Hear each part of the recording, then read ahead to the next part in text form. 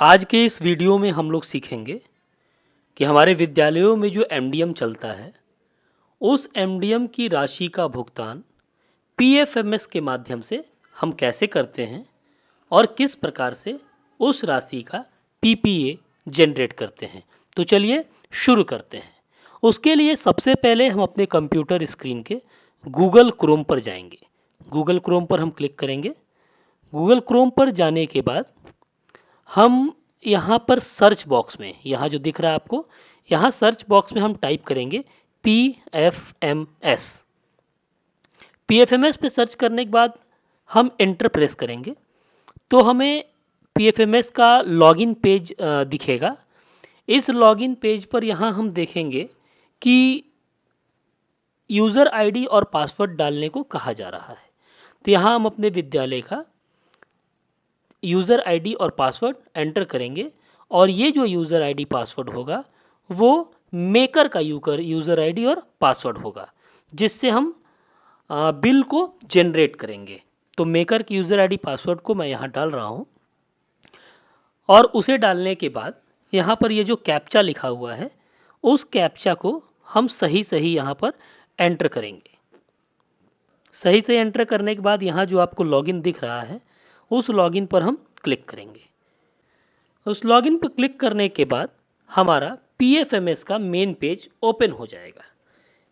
PFMS का main page open होने के बाद यहाँ देखिए एजेंसी डीओ दिखा रहा है, यानी ये डाटा एंट्री ऑपरेटर का लॉगिन है जिसे हम मेकर का आईडी कहते हैं। इस मेकर के आईडी से ही हम बिल वगैरह बनाते हैं और चेकर की आईडी से उसे अप्रूव किया जाता है। तो देखिए सबसे पहले बिल जनरेट करने के लिए हम यहाँ पर ये एक्सपेंडिचर्स दिखा रहा है, इस एक्सपेंडिचर के न्यू में जाएंगे। ऐड न्यू पर यहाँ पे क्लिक करेंगे। ऐड न्यू पे जब हम क्लिक करेंगे तो हमें इस तरह का कुछ देखने को मिलेगा। यहाँ पर हमें स्कीम में कुछ भी डालना नहीं है, स्कीम पहले से सिलेक्टेड रहता है।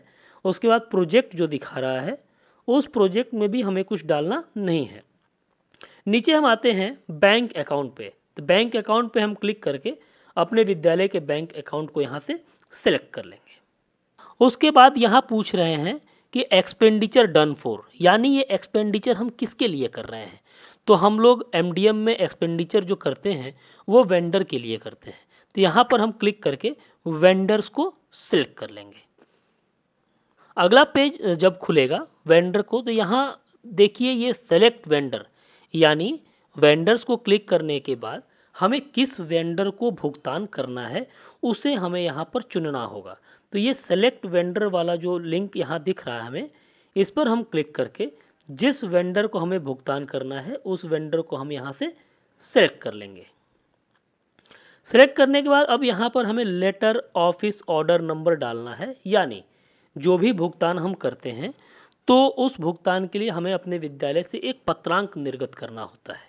उसके लिए हम अपने इशू रजिस्टर से पत्र निर्गत पंजी से एक पत्रांक यहाँ इस भुगतान के लिए देंगे। तो मैं यहाँ पर एक पत्र दे रहा हूँ 11। फिर यहाँ पर हम डाल देंगे ऑब्लिक करके एमडीएम, जिस माह का हम भुगतान कर रहे हैं, ताकि हमें यह पता चले कि 11 पत्रांक में हमने किस माह के एमडीएम की राशि का भुगतान किया है। अब हमें यहाँ पर चूज़ फाइल, यानी जो राशि का हमें भुगतान करना है, जिस वेंडर को भुगतान करना है उतनी राशि का वाउचर यानी बिल हमने उस वेंडर से लिया होगा, तब जाकर हमें इस भुगतान को कर पाएंगे। तो उस बिल को हम पहले ही ले लेंगे और लेने के बाद उस बिल को हम इस तरह से तैयार कर लेंगे। यहाँ हम देखेंगे कि वह बिल जैसे मैंने इस वेंडर से लिया है और वेंडर से मुझे जिस जिस चीज़ों का भुगतान करना है वो सारी चीज़ें यहाँ पर दर्ज हैं।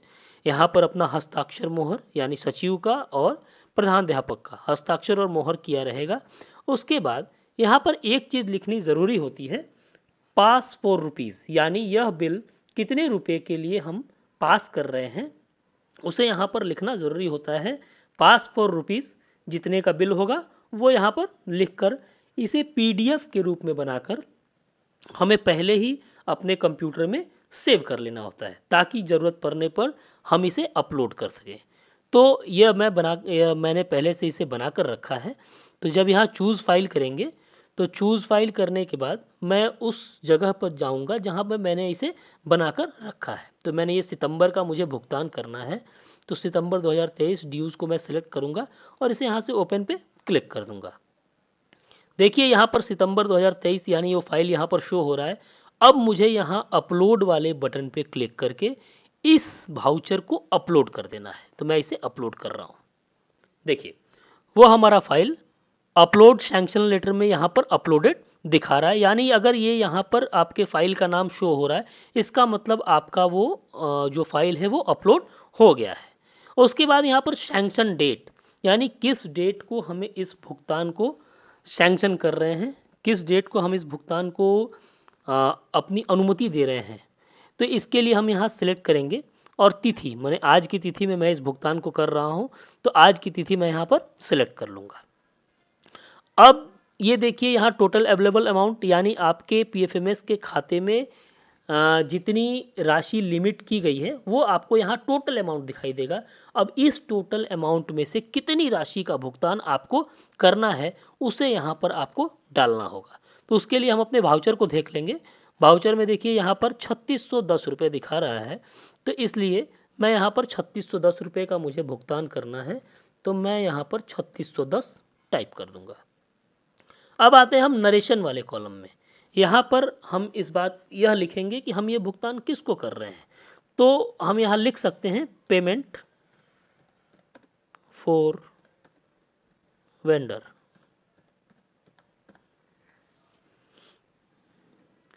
आगे बढ़ते हैं। अब हमें यहाँ पर जिन जिन चीज़ों का जो हमने वाउचर लगाया है उस वाउचर में किन किन मदों पर कितनी कितनी राशि खर्च की गई है उसे हमें यहाँ पर कंपोनेंट वाइज अलग अलग लिखना होगा। उसके लिए हम यहाँ पर सेलेक्ट स्कीम पर क्लिक करेंगे। ये देखिए select scheme component, select scheme पर हम यहाँ पर क्लिक करेंगे। क्लिक करने के बाद कुछ इस तरह का हमें दिखाई देगा। हमें कुकिंग यानी खाना बनाने से संबंधित काम करना है, तो हम यहाँ पर कुकिंग लिखकर सर्च करेंगे। उसके बाद हम यहाँ देखेंगे कि सारे कंपोनेंट्स अपने आप ओपन हो गए हैं। अब इसमें से हमें अपने कंपोनेंट्स को चुनना है कि हमें किस मद में राशि खर्च करनी है। हम अपने वाउचर में देखेंगे, सबसे पहला है दाल जो है 2361 रुपये का। तो हम यहाँ आएंगे, यहाँ पर हम दाल सर्च करेंगे। यहाँ देखिए ये पल्सेस दिखाई दे रहा है, पल्सेस यानी दाल, इस पर हम क्लिक करेंगे और एक्सपेंस टाइप में हम रेवेन्यू पर जाएंगे। उसके बाद इस परसेंटेज को हम छोड़ देंगे क्योंकि यह परसेंटेज अपने आप सिस्टम के द्वारा खुद ही जनरेट कर लिया जाता है।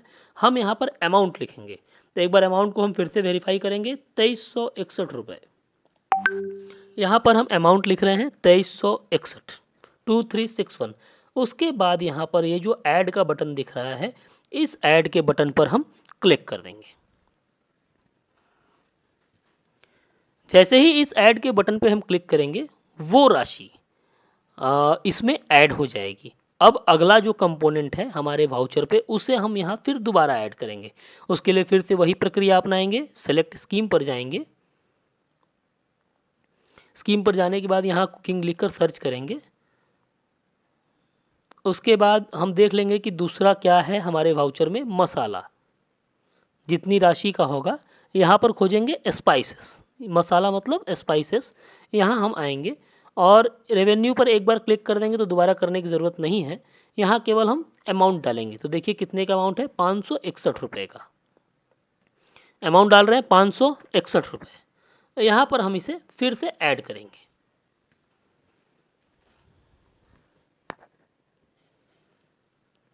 ऐड करने के बाद फिर एक प्रोसेस होगा, थोड़ा देर कंप्यूटर सिस्टम अपना कार्य करेगा और उसके बाद पुनः हमें अपने वाउचर के अगले मद को इसमें जोड़ना है। उसके लिए फिर सेलेक्ट स्कीम पर क्लिक करेंगे, कुकिंग में जाएंगे, सर्च करेंगे और अगला मद हमारा है तेल। तो यहाँ पर देखिए हम तेल में जाएंगे, यानी ये तेल होता है एडिबल ऑयल। एडिबल ऑयल यहाँ लिखा हुआ है, इस पर हम क्लिक कर देंगे। तो तेल हमारा कितने का है उस चीज़ को हम देख लेंगे, 688 रुपये। यहाँ फिर 688 हम लिख देंगे और इसे हम ऐड कर देंगे। यहाँ पर लिखा था 3610 रुपये कितने का भुगतान करना है। तो ये देखिए 3610 रुपये जोड़कर यहाँ पर टोटल आ गया। अब इसे हम आगे चरण में बढ़ते हुए, ये सेव का बटन यहाँ लिखा हुआ नज़र आ रहा है, सेव के बटन पर हम क्लिक कर देंगे। थोड़ा सा वेट करेंगे। ये हमारा वाउचर नंबर जनरेट हो गया। इसे चाहे तो हम अपने वाउचर के पीछे भी लिख सकते हैं। ये हमारा वाउचर नंबर है, यानी जिस वाउचर का हमने भुगतान किया है वो वाउचर नंबर है। इसे हम ओके कर देंगे। अब हम आगे बढ़ेंगे, सब कुछ सही सही देखकर फिर हम आगे बढ़ेंगे। यहाँ पर ये पूछ रहा है कि क्या आप आगे बढ़ना चाहते हैं, तो इसे हम यस करेंगे। यस करने के बाद थोड़ा सा प्रोसेस होगा, थोड़ा सा हम वेट कर लेंगे। यहाँ आगे देखिए ये सारी चीज़ें फिर ओपन हो गई हैं, आपका सब कुछ यहाँ पर डिटेल शो हो रहा है। अब इंस्ट्रूमेंट टाइप में हमें क्या करना है, तो ई पेमेंट यूजिंग प्रिंट एडवाइस के ऑप्शन को सिलेक्ट करके यहाँ उसे हमें ऐड कर देना है। ऐड करने के बाद नीचे आपके वेंडर का सारा डिटेल्स, अकाउंट नंबर और अमाउंट शो करेगा। अब यहाँ पर नरेशन फॉर पासबुक, यानी आप जब वेंडर आपका अपने पासबुक को अपडेट कराए तो उस पर आप क्या छपा हुआ देखना चाहते हैं उसे आप यहाँ पर लिख सकते हैं। जैसे मैं चाहता हूँ कि उसके पासबुक पर लिखा है MDM NPS तरहनी सितंबर 23, यानी यह साफ साफ पता चल जाएगा कि किस माह के भुगतान इस राशि के द्वारा किया गया है। अब आगे बढ़कर यहाँ पर ये जो कन्फर्म वाला सेक्शन आप देख रहे हैं, कन्फर्म वाला बटन जो आप देख रहे हैं, इस पर हम क्लिक कर देंगे। आगे देखते हैं। अब सारा पेमेंट की प्रक्रिया हमने पूरी कर ली है। हमें इस पेमेंट को अप्रूवल के लिए सबमिट करना है। तो उसके लिए हमें क्या करना होगा, सिर्फ इस सबमिट फॉर अप्रूवल पे हमें क्लिक कर देना होगा। जैसे ही हम सबमिट फॉर अप्रूवल पर क्लिक करेंगे, यहाँ आपको दिखाएगा सक्सेसफुली सेव्ड फॉर सबमिटेड, यानी यह आपका भुगतान चेकर की आईडी पर चला गया है अप्रूव करने के लिए। अब आपके सचिव के द्वारा इस भुगतान को अप्रूव किया जाएगा और उसी आईडी से, चेकर की आईडी से ही पीपीए को जनरेट करके फिर उसे बैंक में जमा करेंगे। अभी तक हमने सीखा कि मेकर की आईडी से कैसे पेमेंट को करते हुए उसे अप्रूवल के लिए सबमिट करेंगे, और अब हम सीखेंगे कि चेकर की आईडी से कैसे उस पेमेंट को अप्रूव किया जाता है। तो उसके लिए सबसे पहले हम फिर से PFMS का लॉगिन कर लेंगे और लॉगिन करने के बाद चेकर की आईडी और पासवर्ड से यहाँ पर एंटर करेंगे। आईडी पासवर्ड डालने के बाद यहाँ देखिए ये जो कैप्चा दिखा रहा है, उस कैप्चा को पुनः उसी तरह से सही सही देखकर यहाँ पर हम एंटर करेंगे। मैं कैप्चा एंटर कर रहा हूँ। कैप्चा एंटर करने के बाद यहाँ लॉगिन वाले बटन पर क्लिक करेंगे, फिर आपका पेज खुल जाएगा और ये जो पेज खुलेगा आपका चेकर का पेज खुलेगा। यहाँ आपको पेमेंट अप्रूव करना है। यहाँ पर आप एक्सपेंडिचर पर जाएंगे। एक्सपेंडिचर में जाने के बाद यहाँ आपको अप्रूव दिखा रहा है, वहाँ आप अप्रूव पर क्लिक करेंगे। अप्रूव पर क्लिक करने के बाद कुछ इस तरह का खुलेगा। तो यहाँ पर सबसे पहले हम स्कीम में क्लिक करके स्कीम को यहाँ से सिलेक्ट कर लेंगे। जो हमारा स्कीम है MDM का, बिहार प्रधानमंत्री पोषण योजना, उसे हम सिलेक्ट कर लेंगे। उसके बाद अपने बैंक अकाउंट को हम सिलेक्ट करेंगे। बैंक अकाउंट सेलेक्ट करने के बाद यहाँ देखिए सर्च दिखा रहा है, जिस पर हम क्लिक करेंगे। सर्च पर जैसे ही हम क्लिक करेंगे तो जो जो पेमेंट्स हमने मेकर की आईडी से किए हैं वो पेमेंट हमें यहाँ दिखाई देंगे। ये लेटर या ऑफिस नंबर यहाँ पर दिखा रहा है, इस लेटर या ऑफिस नंबर पे हमें क्लिक करना है। तो जैसे ही हम क्लिक करेंगे तो हमारे पेमेंट का सारा डिटेल्स यहाँ पर ओपन हो जाएगा और ओपन होने के बाद हमें इस पेमेंट को अप्रूव करना है। अप्रूव करने के लिए यहाँ पर हम सभी चीज़ों को जांच लेंगे, सब कुछ मिलान कर लेंगे कि जितनी राशि का पेमेंट किया जाना है वो यहाँ पर है कि नहीं। उसके बाद यहाँ पर अप्रूव या रिजेक्ट लिखा हुआ है, जिस पर हम बिल को अप्रूव करने के लिए क्लिक करेंगे। उस पर क्लिक करने के बाद कुछ इस तरह का खुलकर आएगा, जहाँ हमें कुछ रिमार्क्स लिखने हैं। अगर हमें पेमेंट को अप्रूव करना है तो ओके लिखकर अप्रूव पे क्लिक कर देंगे। अगर पेमेंट को रिजेक्ट करना है तो वहाँ रिजेक्ट लिख कर उसका रीज़न लिख कर रिजेक्ट पर क्लिक करेंगे। तो मुझे यहाँ पेमेंट को अप्रूव करना है, इसीलिए मैंने यहाँ पर इसे ओके लिखा है और ओके लिखने के बाद मैं यहाँ इसे अप्रूव पर यहाँ क्लिक कर रहा हूँ। अप्रूव पर क्लिक करने के बाद आपको एक पॉपअप दिखाई देगा जिसमें आपको दिखाई देगा कि यह पीपीए बैंक में जमा करने के बाद ही प्रोसेस होगा। तो इसे आप यहाँ पर जो ओके का बटन आपको यहाँ पर ब्लू कलर में दिखाई दे रहा है, उस ओके के बटन पर आप यहाँ क्लिक कर देंगे। उसके बाद आपका कुछ इस तरह से खुल कर आएगा। यहाँ पर देखिए ये पेमेंट आपका अप्रूव्ड हो गया है। अब ये आपको दिखा रहा है कि आपका पीपीए का एक्सपायरी डेट क्या है, ये यहाँ पर दिखा रहा है पीपीए का एक्सपायरी डेट। अब यहाँ पर हम इस जगह से प्रिंट पेमेंट एडवाइस वाले सेक्शन से अपने पीपीए को प्रिंट कर सकते हैं। यहाँ पर जैसे ही हम क्लिक करेंगे हमारा पीपीए यहाँ से डाउनलोड हो जाएगा, जिसके लिए हम यहाँ पर क्लिक किया है। उसके बाद इस तरह का पॉपअप आएगा, तो उसमें हम ओपन करेंगे। इस पॉपअप में हमें दिखाएगा कि हमारा पीपीए कब तक वैलिड है। तो जैसे ही हम उस पर ओके करेंगे हमें हमारा पीपीए शो हो जाएगा। इस पीपीए को अब हम पीडीएफ के फॉर्म में अपने कंप्यूटर में या सेव करके रख लेंगे।